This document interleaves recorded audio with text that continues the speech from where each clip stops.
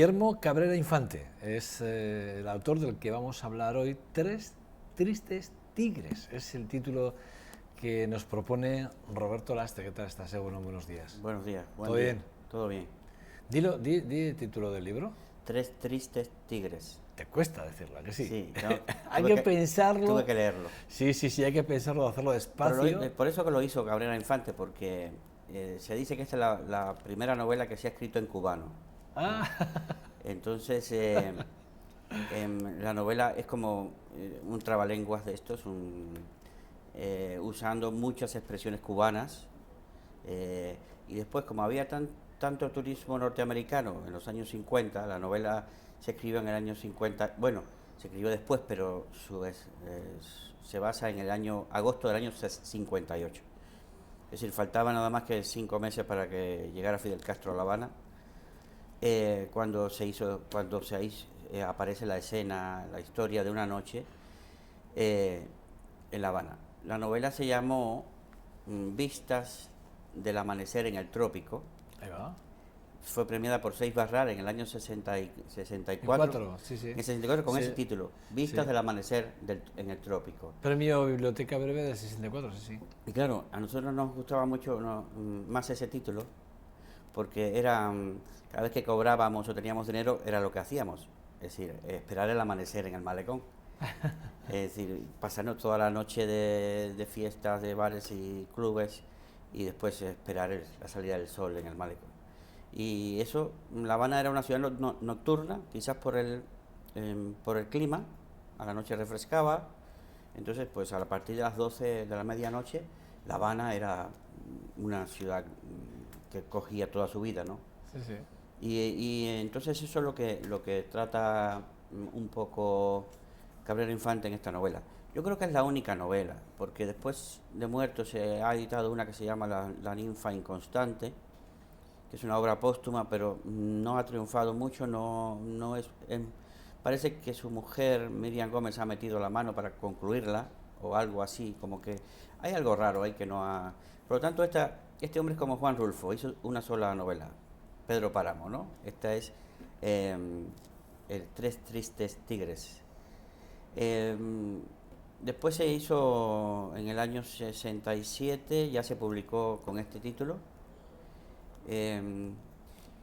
Y claro, yo quería traer el tema de Cabrera Infante también porque escribió otras obras, Mea Cuba, que eran pues artículos y reflexiones sobre Cuba, y una obra que me gustó muchísimo que se llamaba Habana para un infante difunto. Se publicó cuando él vivía en Londres ya en el 71. 79 tengo yo aquí en su biografía. 79, perfecto. Sí, La Habana para un infante sí, 79, difunto. Sí, 79, sí. Y bueno, la escribió a partir del 71, pero bueno, se publicó en 79. Y esta novela no, es una autobiografía de su infancia en La Habana. Vale. Y ahí entonces también aparece el cubaneo, ¿no? Pero eso habla, claro, La Habana para un infante difunto, que viene de la pavana para una infanta difunta de Ravel. Vale. Ravel, Maurice Ravel era muy españolista en ese sentido, hizo el bolero. Sí. Esto también, pavana para una infanta difunta, y entonces él le hizo parafraseó un poco el título, lo cambió para hacer esa autobiografía. Una autobiografía muy bonita porque era de los años 30 y 40 en La Habana, y volvemos a lo mismo, estamos recuperando memoria por todos lados, ¿no? Y ahí. Después hizo una obra que también se editó póstumamente, que se llamaba Mapa de un espía, algo así, el mapa de un espía en La Habana, bueno, ahora no me acuerdo cómo es el título, pero yo me sabía la historia antes de que él publicara ese librito sobre qué le pasó en Cuba para irse, ¿no? En el año 59, Fidel Castro y su equipo hacen una avanzada legitimadora de la revolución hacia Europa y América, enviando a los escritores intelectuales que tenía, los enviaba a las embajadas de agregados culturales, encargados de negocios, en fin. Cabrera Infante había sido incluso hasta censurado por grosero por Batista, No. porque escribió unos cuentos ahí. Entonces aquí en Cuba eso de decir malas palabras o groserías pues estaba muy mal visto, y le dijeron, oye, usted no puede publicar más con su nombre. Y entonces se puso Un seudónimo. sí, un seudónimo, ¿no? G. Caín, ¿no? Guillermo Caín, Sí, que es Cabrera Guillermo Infante, Caín, pues sí. Caín, ¿no? Caín de también una referencia bíblica. Por lo tanto, todos estos autores, digamos, Berto Padilla, César López, todos estos intelectuales poetas que ya tenían un relativo nombre en Cuba, se fueron a Bruselas, a Viena, a París, a Madrid, a México, a Buenos Aires, en fin, como una avanzadilla legitimadora cultural. Es decir, la Revolución Cubana utilizó a la cultura como mecanismo o trampolín de legitimar sus ideas de cambio y de emancipación social.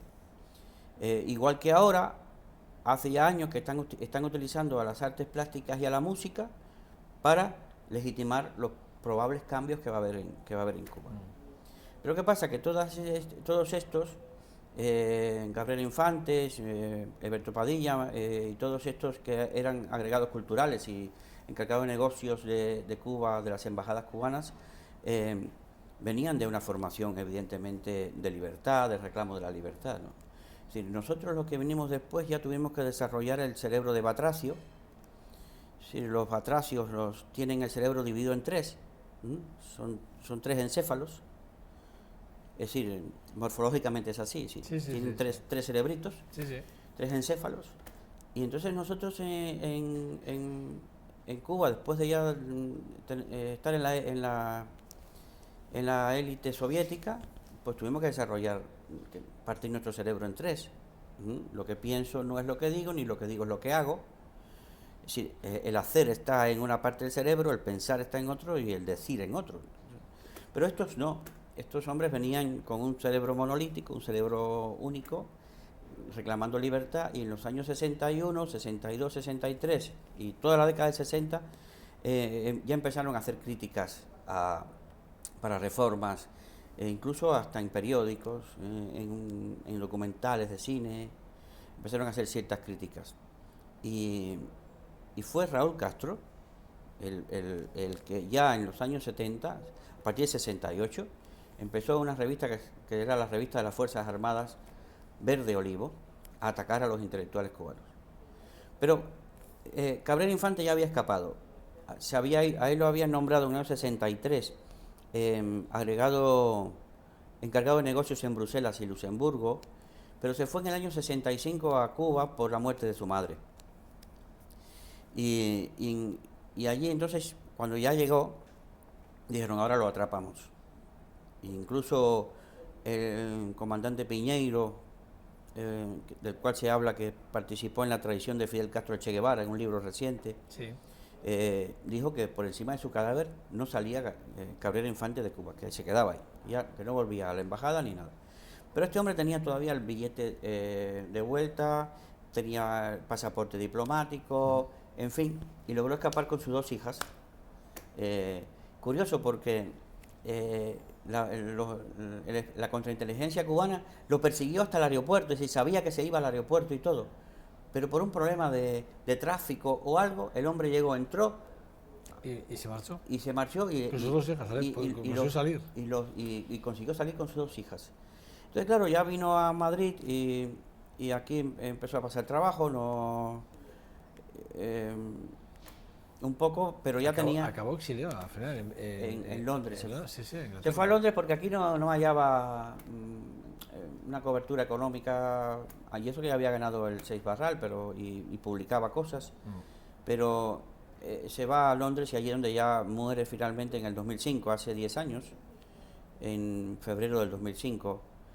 Me acuerdo que yo estaba leyendo algunas cosas que se publicaron en Cuba de la muerte de Gabriel Infantes, y entonces se burlaban de él, diciendo eso.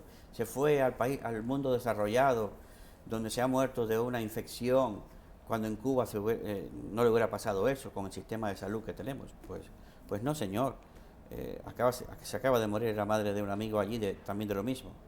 Fractura de cadera e infección posterior. Y mi abuelo también se murió de eso. Es decir, hay que tener cuidado con la cadera cuando pasamos los 70 años. Que Tenemos mucho cuidado. con la cadera. Y sin llegar a los 70. Y sin llegar a los 70. Sin llegar a los 70. Que esto es un problema universal, es decir, que nos Sí. morimos aunque esté la salud como esté, ¿no? En Cuba también. Sí, en Cuba también. Sí.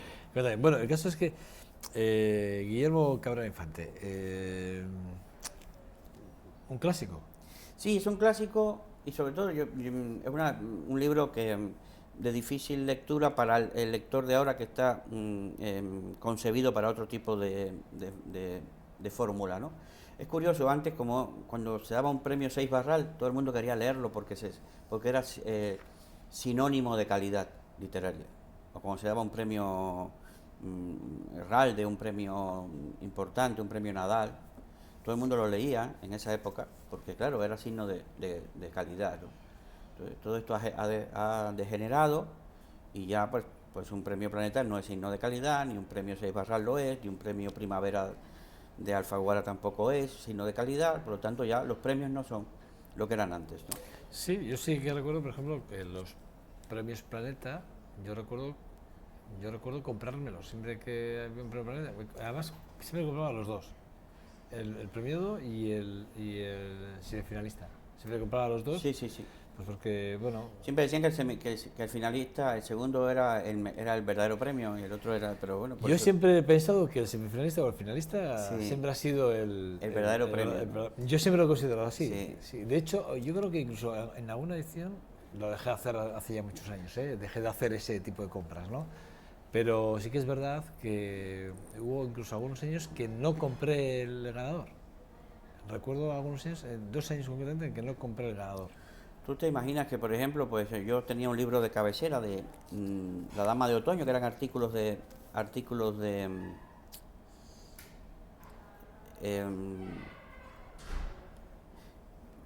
este hombre el de la Pasión Turca, se me ha olvidado el nombre. Ahí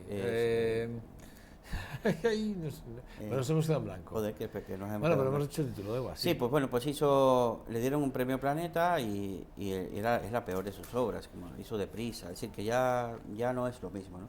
Pero también otros premios, ¿no? Escuchas incluso hablar de que le han dado el premio de novela tal a Juan Cruz o a otro autor, en fin, y después nunca vuelves a hablar de ese libro, se vuelve a hablar de ese libro, es decir, son libros intrascendentes, pasajeros, ¿no? Sí. Sin embargo, estos libros eran libros vitalicios y estos autores eran autores bisiestos, les llaman, porque con una sola obra eran capaces de alcanzar una dimensión y una trascendencia.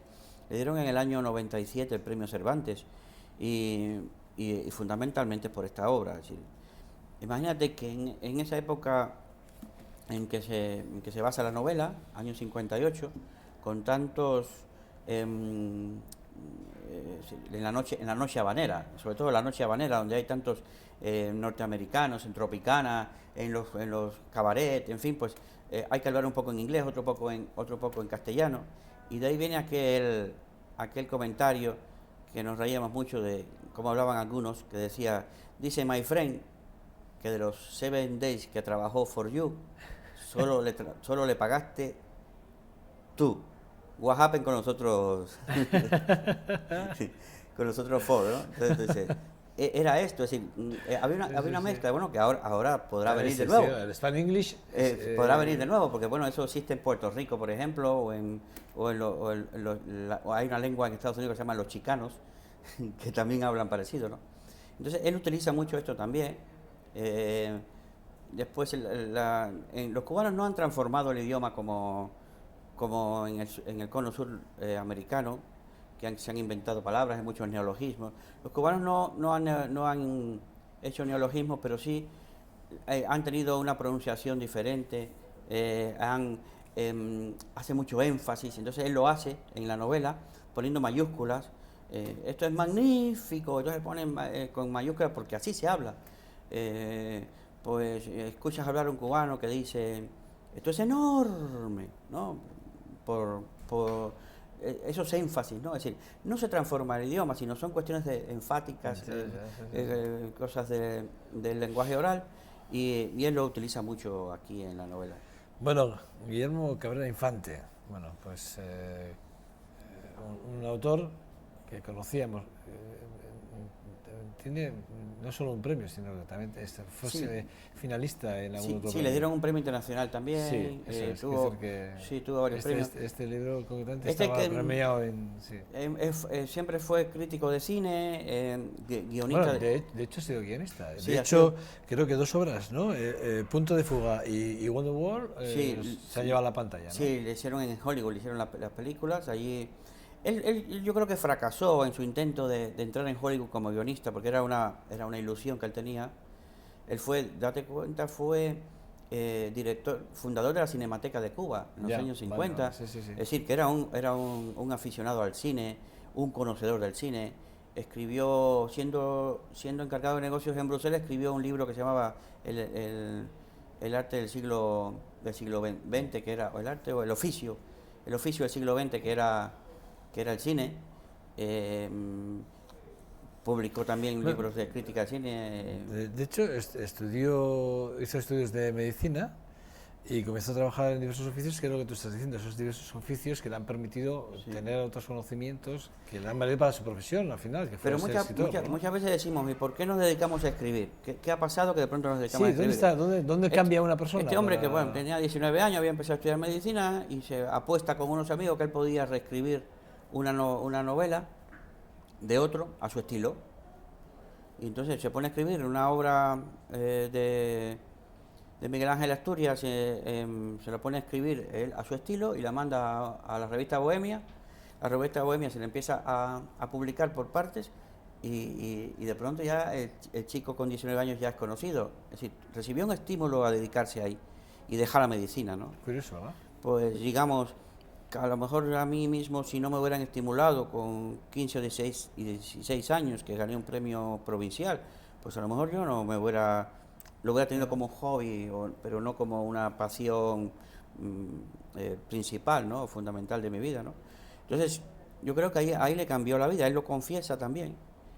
Te cambia la vida de pronto cuando ves que tienes un reconocimiento, y que tienes un talento que es conocido, ¿no? Bueno, la semana que viene me ha propuesto traer a Kepa Murua, que es, usted ya le conoce porque ha sido quien ha estado con nosotros en este espacio durante unos meses, pero porque acaba de presentar un nuevo libro. Sí, ha escrito una novela que se llama Tango Man y desde que lo vi le dije, oye, ¿por qué no vamos a la televisión con Joseba? Porque me viene bien también por una trayectoria de los programas que hemos hecho, de la identidad. Y se trata de un individuo que se cree ser de una manera y al final resulta ser que él descubre que es de otra. ¿Cuánta gente no ha llegado incluso... La vida líquida, amigo mío. ¿Cuánta gente no ha llegado a viejo, ¿no? Ya a viejillos, y el viejillo, ya de viejo dice, pero si yo no era como pensaba que era, qué desperdicio de vida, ¿no? Pues esto le ha pasado a Tango Man, el protagonista de la novela de Kepa Murua. El protagonista se llama Pedro Muros, por lo tanto hay una referencia autobiográfica de alguna manera, porque Kepa es Pedro, ¿no? Kepa es Pedro, Pedro es Kepa. Y Pedro es Kepa. Amigo.